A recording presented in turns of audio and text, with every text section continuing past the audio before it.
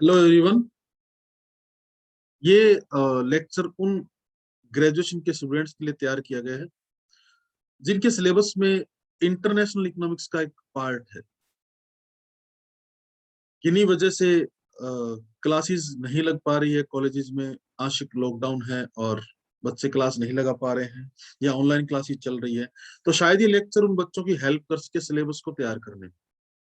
किसी एक टॉपिक को मैं नहीं करवा रहा, एक बार पूरा सिलेबस मैं आपको बता देता हूँ कि आपको वो सिलेबस किस तरीके से तैयार करना है, किस तरीके से आप उस सिलेबस को अपने एग्जाम के पॉइंट ऑफ व्यू से तैयार कर सकते हैं, कौन से क्वेश्चंस आपको तैयार करने चाहिए उसके लिए। तो आप इसमें देखिएगा कि कौन सा सिलेबस के कौन से क्वेश्चंस आपको तैयार करने हैं, कौन से टॉपिक्स आप किस तरीके से पढ़ सकते हैं। तो आपके सिलेबस में है वो इंटरनेशनल इकोनॉमिक्स है, और इंटरनेशनल इकोनॉमिक्स का कुछ बेसिक पार्ट आपके दिया गया है। शुरू में आपको मैं चैप्टर वाइज या टॉपिक वाइज आपको बता रहा हूँ। एक पार्ट आपके आता है international and inter regional trade, international and inter regional trade, अंतरराष्ट्रीय और अंतर क्षेत्रीय व्यापार। किन्हीं दो स्टेट, किन्हीं दो क्षेत्रों, किन्हीं दो राज्यों के बीच जो व्यापार किया जाता है वो इंटर रीजनल, और किन्हीं दो देशों के बीच जो व्यापार किया जाता है वो इंटरनेशनल व्यापार होता है। एक आपने इसमें जो तैयार करना है, दोनों के बीच कंपैरिजन करना है आपको। कंपैरिजन मींस जब आप कंपैरिजन कर रहे होते हैं आपको सिमिलरिटीज और डिससिमिलरिटीज दोनों लिखनी होती है। आप समानताएं और असमानताएं दोनों आप इसमें करिएगा। समानताएं इंटरनेशनल और इंटर रीजनल दोनों ही प्रॉफिट के लिए किए जाते हैं। दोनों ही तब किए जाते हैं जब स्पेशलाइजेशन किया जाता है किसी प्रोडक्ट में, और दोनों की अपने कुछ खास अंतर होते हैं। इंटर रीजनल में कुछ बाधाएं होती है जो इंटरनेशनल में नहीं होती, या इंटरनेशनल में जो बाधाएं होती है वो इंटर रीजनल में नहीं होती। तो एक क्वेश्चन आप इन कंपैरिजन का करिएगा। एक आपके आता है कि एक सेपरेट थ्योरी है, उसकी जरूरत क्यों पड़ती है सेपरेट थ्योरी की। हम क्यों इंटरनेशनल ट्रेड को इंटर रीजनल ट्रेड की तरह नहीं मानते। इंटरनेशनल में ऐसी कौन सी अलग चीजें हैं जिनकी वजह से हमें इंटरनेशनल की अलग थ्योरीज करनी पड़ती है, अलग तरीके से इसको डिफाइन किया जाता है।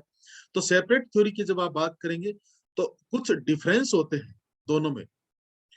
जब आप वो डिफरेंस लिख देते हैं तो उन डिफरेंस के बेस पर आप ये कह सकते हैं कि सेपरेट थ्योरी की जरूरत पड़ती है, और कुछ सिमिलरिटीज होती है उनके बेस पर आप ये कह सकते हैं कि सेपरेट थ्योरी की जरूरत नहीं पड़ती है। और इसी इंटरनेशनल ट्रेड से रिलेटेड कुछ थ्योरीज आपके दे रखी है, जिनमें एक इंपॉर्टेंट थ्योरी आती है comparative cost theory. Comparative cost theory, trade actual में इसीलिए किया जाता है क्योंकि लागतों में अंतर होता है। एक कंट्री एक प्रोडक्ट को बनाती है तो उसकी कॉस्ट कुछ अलग आती है, क्योंकि दूसरी कंट्री किसी दूसरे प्रोडक्ट को बनाती है तो उसकी कॉस्ट कुछ अलग आती है। और ये जो लागतें होती है ये तीन टाइप के डिफरेंस हो सकते हैं: एब्सोल्यूट, कंपेरेटिव और equal cost difference. Absolute cost difference है वो एडम स्मिथ की थ्योरी है।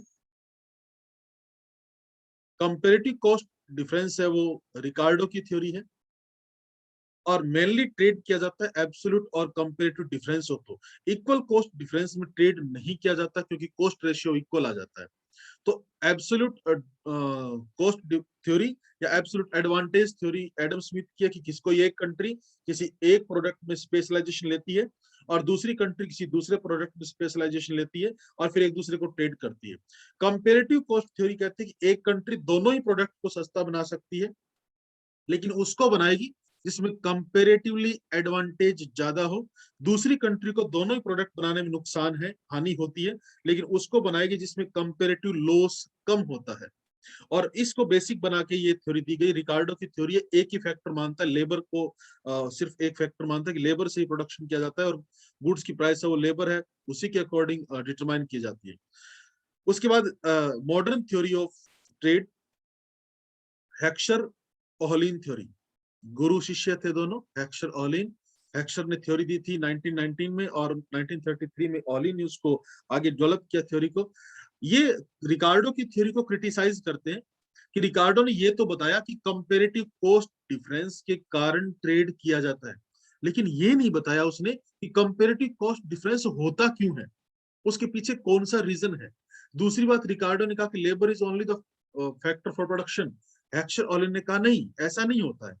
दो फैक्टर हम मेनली यूज करते हैं, लेबर एंड कैपिटल, पहली जो डिफरेंस इसने रखा। और दूसरा इसने कहा कंपेरेटिव कॉस्ट है, उसमें डिफरेंस का कारण फैक्टर इंडोमेंट होती है, साधन संपन्नता। साधन संपन्नता है, उसके कारण लागतों में अंतर आता है। कोई एक कंट्री अगर वो लेबर उसके पास ज्यादा है क्वांटिटी, या लेबर की प्राइस कम है, वेज कम है, इन दोनों स्थितियों में वो कंट्री वो लेबर इंटेंसिव गुड्स को बनाएगी। किसी दूसरी कंट्री के पास अगर कैपिटल ज्यादा है या कैपिटल की प्राइस है वो कम है, इन दोनों स्थितियों में वो कंट्री है वो कैपिटल इंटेंसिव गुड्स बनाती है। तो लेबर इंटेंसिव और कैपिटल इंटेंसिव गुड्स किस तरीके से बनाती है, क्योंकि फैक्टर इंडोमेंट है, उसमें डिफरेंस होता है। कंपेरेटिव कॉस्ट में भी डिफरेंस इन्हीं दो कारणों के कारण, कि या तो लेबर ज्यादा है या कैपिटल ज्यादा है। तो साधनों की मात्रा या साधनों की कीमत, इन दोनों को लेकर उन्होंने कंपेरेटिव कॉस्ट डिफरेंस का कारण बताया, हेक्सचर-ओलिन थ्योरी। मॉडर्न थ्योरी कहा जाता है इसको, हेक्सचर-ओलिन थ्योरी नाम से आती है, फैक्टर इंडोमेंट थ्योरी नाम से आती है, साधन संपन्नता सिद्धांत नाम से आता है। तो ये थ्योरी है वो कंपेरेटिव कॉस्ट थ्योरी है, उसके आगे बढ़ाती है उस थ्योरी को, उसके आगे का पार्ट माना जाता है। उसके बाद इंटरनेशनल इकोनॉमिक्स से कुछ उसके और पार्ट आते हैं कि जब हम ट्रेड करते हैं तो उस ट्रेड में कुछ बैरियर्स आते हैं। इंटरनेशनल ट्रेड की बात कर रहे हैं और वो बैरियर्स आते हैं, उस ट्रेड को रोकना। आप इसको ये कह सकते हैं कि अपना प्रोडक्ट है उसको प्रोटेक्ट करना, प्रोटेक्शन। प्रोटेक्शन किसको देना है, आप आपके यहाँ जो प्रोडक्ट बन रहा है उसको प्रोटेक्ट करना है फॉरेन प्रोडक्ट से। और उसको अगर आप प्रोटेक्ट करेंगे, इसका मतलब आप अपने प्रोडक्ट को बचाने के लिए बाहर से उसका जो सब्स्टिट्यूट मंगवाया जा रहा है, जो इंपोर्ट किया जा रहा है, उसको किसी तरीके से आप कम कर दें तो आपका प्रोडक्ट तो प्रोटेक्ट हो जाता है। अब उसको किस तरीके से कम करें, उसके लिए दो मेन चीजें आ जाती है। या तो आप उस पर टेरिफ लगाइए, या कुछ और तरीके होते हैं टेरिफ के अलावा, जिनको नॉन टेरिफ कहा जाता है। टेरिफ, आप इसको समझने के लिए, टैक्स, जैसे गुड्स पर टैक्स लगता है, वैसे नेशनल बाउंड्री को जब कोई गुड्स है वो एंट्री एग्जिट करती है तो उस पर एक जो शुल्क लगता है उसको प्रशुल्क कहा जाता है, टेरिफ कहा जाता है। या तो आप उस पर वो टेरिफ लगा दीजिए, इससे गुड्स महंगी हो जाएंगी बाहर से जो आती है वो, और यहाँ उसको नहीं खरीदा जाएगा। या फिर आप नॉन टेरिफ उपाय, जैसे कि कोटा डिटरमाइन करना। कोटा का मतलब होता है कितना इंपोर्ट करेंगे हम बाहर से, इसको फिक्स कर देना, ये कोटा होता है। कितना इंपोर्ट हमने बाहर से करना है, इसको आप मान लीजिए ये डिसाइड कर दीजिए कि बाहर से आप 100 पेन मंगाएंगे तो 100 ही मंगाएंगे आप, 101 वो इंपोर्टर नहीं मंगवा सकता, लाइसेंस उसको 100 का मिलेगा। टेरिफ है, उसमें ऐसी बंदिशें नहीं होती, वो कितना भी बाहर से इंपोर्ट कर सकता है, लेकिन उस पर टेरिफ लगा दिया जाएगा, उसकी प्राइस है वो महंगी हो जाए, प्राइस ज्यादा हो जाएगी, प्रोडक्ट महंगा। तो टेरिफ और नॉन टेरिफ के जरिए हम अपने प्रोडक्ट उसको प्रोटेक्ट कर सकते हैं। जो ट्रेड के बैरियर्स कहे जाते हैं इंटरनेशनल ट्रेड के, ये चीज आप देख सकते हैं इसमें। दूसरी एक और चीज होती है, जब भी आप इंटरनेशनल ट्रेड करते हैं तो इंटरनेशनल ट्रेड करने के लिए आपको करेंसी चाहिए होती है, और वो करेंसी फॉरेन करेंसी होती है। इसलिए आपको एक और टॉपिक ध्यान में रखना चाहिए, फॉरेन एक्सचेंज का। फॉरेन एक्सचेंज जिसका यूज है वो दो वर्ड्स के लिए किया जाता है, या तो फॉरेन करेंसी या एक्सचेंज रेट। फॉरेन करेंसी नाम से आप वाकिफ हैं, विदेशी मुद्रा। और एक्सचेंज रेट वो होती है जिसमें एक कंट्री की करेंसी को दूसरी कंट्री करेंसी के साथ एक्सचेंज किया जाता है, जिस रेट पर बदला जाएगा उस रेट को एक्सचेंज रेट कहते हैं। मान लीजिए $1 है, वो 70 रुपए के बराबर है, तो ये इसकी एक्सचेंज रेट कही जाती है। एक करेंसी के बदले में दूसरी करेंसी है, उसका रेट है वो एक्सचेंज रेट। तो एक्सचेंज रेट को आपने करना है। एक्सचेंज रेट दो टाइप की होती है, फिक्स्ड एंड फ्लेक्सिबल। तो फिक्स्ड एक्सचेंज रेट क्या होती है, फ्लेक्सिबल क्या होती है, और इनके फेवर अगेंस्ट में जो टॉप आर्ग्यूमेंट्स आते हैं वो भी आपको करने चाहिए। फिक्स्ड एक्सचेंज रेट मतलब इसको फिक्स कर देना, $1 is equal to 70 rupees fix. Monetary authority पूरा ध्यान रखती है कि इसको कम ज्यादा ना होने दिया जाए। फ्लेक्सिबल एक्सचेंज रेट का मतलब है डिमांड और सप्लाई के फोर्सेस के द्वारा, डिमांड सप्लाई किसकी, फॉरेन करेंसी और अपनी करेंसी। तो करेंसी की डिमांड और सप्लाई, आप किसी एक करेंसी को ले लीजिएगा, आप मान लीजिए डॉलर को लेते हैं, डॉलर की डिमांड और सप्लाई के अकॉर्डिंग उसका दूसरी कंट्री की करेंसी में प्राइस डिटरमाइन हो जाता है। तो फिक्स्ड फ्लेक्सिबल एक्सचेंज रेट है, उसको आपने करना होता है। एक बहुत इंपॉर्टेंट कंसेप्ट आ जाती है, बैलेंस ऑफ पेमेंट। अब बैलेंस ऑफ पेमेंट नाम तो दिख रहा है तो अलग सा है, कुछ स्टूडेंट्स इसको समझेंगे कि कुछ पेमेंट करना बाकी रहता होगा इसलिए इसको पेमेंट में बैलेंस का, ऐसा कुछ नहीं है। एक कंट्री जब दूसरी कंट्री के साथ जितने भी ट्रांजेक्शन करती है, ट्रांजेक्शन का मतलब नॉट ओनली ट्रेड, एक सिंगल पेनी, एक सिंगल रुपया भी यहाँ से बाहर जा रहा है, एक सिंगल प्रोडक्ट यहाँ से बाहर जा रहा है, बाहर से यहाँ आ रहा है, कुछ भी एनीथिंग, वो सारे ट्रांजेक्शन कहीं ना कहीं रिकॉर्ड किए जाते हैं, सिस्टमेटिक रिकॉर्ड होता है ये, उसको कहीं ना कहीं लिखा जाता है, वो सिस्टमेटिक रिकॉर्ड तैयार किया जाता है। और एक अकाउंटिंग ईयर में वो जो ट्रांजेक्शन है उन्हीं का systematic record called balance of payment, जिसमें तीन आइटम शुरू इंक्लूड की जाती है। विजिबल जो दिखाई देती है, आई मीन गुड्स, इनविजिबल जो दिखाई नहीं देती, सर्विसेज, और कैपिटल। यानी कुछ भी जाता है, गुड्स जाता है, सर्विसेज जाती है, या पैसा जाता है, या आता है कुछ भी, उसका रिकॉर्ड तैयार करना बैलेंस ऑफ पेमेंट बहुत इंपॉर्टेंट कंसेप्ट है आपके सिलेबस में। जिस तरीके से ये दिया गया रियल में ऐसे बीओपी तैयार किया जाता है, उसमें अकाउंट तैयार किया जाता है। चार मेन अकाउंट होते हैं, current account, capital account, official settlement account and errors and omissions.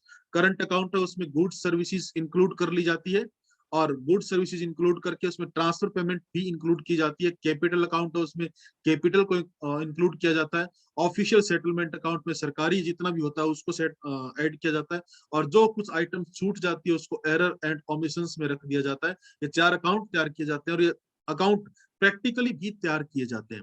तो इसको आपने बैलेंस ऑफ पेमेंट है, इसको भी आपने तैयार कर लेना होता है। अब जब इंटरनेशनल ट्रेड की बात आती है तो ऐसा नहीं है कि इंटरनेशनल ट्रेड है वो इंटरनेशनल एजेंसीज से अछूता रह जाता है कहीं। बहुत सारी इंटरनेशनल एजेंसीज है, आईएमएफ है, वर्ल्ड बैंक है, डब्ल्यूटीओ है, एडीबी है, अंकटाड है, और भी बहुत सारी चीजें हैं, बहुत सारी एजेंसीज हैं, बहुत सारा सिस्टम्स है जिनको यूज किया जाता है। यूज नहीं, यूज तो नहीं कह सकते आप, लेकिन इंटरनेशनल इकोनॉमिक्स है, इंटरनेशनल ट्रेड है, उस पर इफेक्ट डालती है। और सभी कंट्रीज की इकोनॉमी पर किसी न किसी तरीके से ये एजेंसीज इफेक्ट डालती है। आपके जो ग्रेजुएशन है उसमें आईएमएफ की कंसेप्ट है, आईएमएफ इंस्टीट्यूट दिया, वर्ल्ड बैंक और डब्ल्यूटीओ, इन तीन को, ये दोनों एक जैसे हैं इन दोनों को, क्योंकि इन दोनों की स्थापना एक ही मीटिंग में हुई थी और वो ब्रेटन वुड्स में हुई थी। तो ब्रेटन वुड्स की जो कॉन्फ्रेंस है उसमें इन दोनों की स्थापना की गई। आईएमएफ को पहले बना दिया गया, जो कंट्रीज आईएमएफ की मेंबर बनी, वर्ल्ड बैंक की मेंबर ऑटोमेटिकली बन गई, भारत इन दोनों का सदस्य है। और 188 के अप्रोक्सीमेटली, आप इसको करंट डेटा चेक भी कर लीजिएगा, इसके मेंबर हैं। और ये बोरोविंग लेंडिंग है वो करती है हर कंट्री से, इनका उधार भी लेती है, उधार भी देती है। और जो कंट्री इनका मेंबर बनना चाहती है उसको एक कोटा डिटरमाइन होता है, उस कोटे को वो उसकी शर्तों को पूरा करके इनका मेंबर बन सकती है। और सभी कंट्रीज को मुसीबतों में आईएमएफ और वर्ल्ड बैंक का ये हेल्प करती है। डब्ल्यूटीओ है वो ट्रेड से रिलेटेड है, पहले कंसेप्ट आई थी एक गेट आया था, general agreement of tariff and trade. It is not, it was not the not an institution, एक संस्था नहीं थी ये, लेकिन एक एग्रीमेंट किया गया सभी कंट्रीज में। बहुत सारे राउंड हुए, लगभग 8 राउंड हुए थे, 8वां राउंड उरुग्वे राउंड था। और उसमें कुछ ऐसी दिक्कतें आई जिसकी वजह से गेट को खत्म करना पड़ा, और डब्ल्यूटीओ है उसको लाना पड़ा। WTO is a form of GATT, तो अलग नहीं है, गेट है उसको खत्म करके डब्ल्यूटीओ को लाया गया 1995 में। और डब्ल्यूटीओ है वो सभी ट्रेड पर जो रिस्ट्रिक्शंस है उनको खत्म करने का काम करते हैं। हर कंट्री पर डब्ल्यूटीओ का बहुत बड़ा इफेक्ट है। मैं ऐसी कुछ बातें हैं जो यहाँ नहीं करना चाहता कि डब्ल्यूटीओ किस किस तरीके से इफेक्ट डालता है नेगेटिवली एंड पॉजिटिवली। अगर आप डब्ल्यूटीओ को बुक्स के अलावा अगर आप इसको गूगल सर्च करके देखें कि कहाँ कहाँ इसका इफेक्ट है, और आप इंडिया के कॉन्टेक्स्ट में भी इसको देखें तो बहुत सारा इसका इफेक्ट है, वेरी इंटरेस्टिंग। आपकी बुक में देखने में लगेगा कि बहुत टफ सा चैप्टर है, लेकिन आप इसको पढ़ के देखिएगा, आप इसको गूगल करके देखिएगा, और गूगल करके जब आप देखेंगे इसको तो डब्ल्यूटीओ वो आपको दिखेगा कि सभी कंट्रीज पर कैसे कंट्रोल किए हुए हैं, उनके ट्रेड पर, उनके प्रोडक्ट पर, ये पेटेंट देना, ये कॉपीराइट देना, ये सारी चीजें, ये सारा खेल डब्ल्यूटीओ का। तो डब्ल्यूटीओ को आप वहां से देख सकते हैं। तो ये संस्थाएं हैं, ये इफेक्ट डालते हैं इंटरनेशनल ट्रेड पर। इन संस्थाओं को, इन इंस्टीट्यूशंस को आपने पढ़ना चाहिए। और ये है तो इंटरनेशनल इकोनॉमिक्स का पार्ट, लेकिन क्योंकि कुछ यूनिवर्सिटीज हैं उनमें स्टेटिस्टिक्स को भी एक यूनिट की तरह दिखा दिया गया, स्टेटिस्टिक्स उसको एक यूनिट बना दिया गया है सिलेबस में। तो आपके यहाँ एक सिलेबस में एक स्टेटिस्टिक्स का पार्ट भी डाला गया है जो टाइम सीरीज है। टाइम सीरीज का मतलब टाइम के साथ में जो डेटा दिए होते हैं वो टाइम सीरीज बन जाती है। जैसे आपका ईयर दिया हो 1991 वगैरह वगैरह जो भी, और प्रोडक्शन साथ दे रखा हो 45 48, ये टाइम सीरीज के डेटा होते हैं जो ईयर के साथ, वीक के साथ, सीजनल, डे वाइज, किसी भी तरीके से मंथली, ये जो डेटा दिए होते हैं वो टाइम सीरीज का पार्ट होती है। और इन टाइम सीरीज है इनको इनको सॉल्व करने के लिए आपके पास कई मेथड आएंगे। जैसे आपके पास आता है free hand curve, semi average method, moving average method और लिस्ट स्क्वायर मेथड। ग्रेजुएशन के सिलेबस में लिस्ट स्क्वायर मेथड नहीं दिया गया, जो कि सबसे ज्यादा इंपॉर्टेंट होता है, टाइम सीरीज का पार्ट है वो। लेकिन फ्री हैंड का semi average method, moving average method, ये दिए हैं आपके सिलेबस में और आपके एग्जाम में भी इनसे क्वेश्चन आता है। और इसकी थ्योरी और प्रैक्टिकल दोनों आप इसमें कर लेते हैं कि ट्रेंड एक्चुअल लाइन तो वही रहेगी जो इन डेटा की होगी, आपको ट्रेंड लाइन है वो निकालनी होती है, और ट्रेंड लाइन है वो कैसे निकालते होते हैं वो इन मेथड्स में बता दिया जाता है। तो ये एक सिलेबस है, ये इंटरनेशनल इकोनॉमिक्स का। मैं ये तो नहीं कहूंगा बहुत छोटा सा सिलेबस है, काफी वाइड सिलेबस है। अगर आप इन सभी चीजों को बहुत ध्यान से पढ़ते हैं तो काफी हद तक आपको इंटरनेशनल इकोनॉमिक्स का नॉलेज हो जाता है।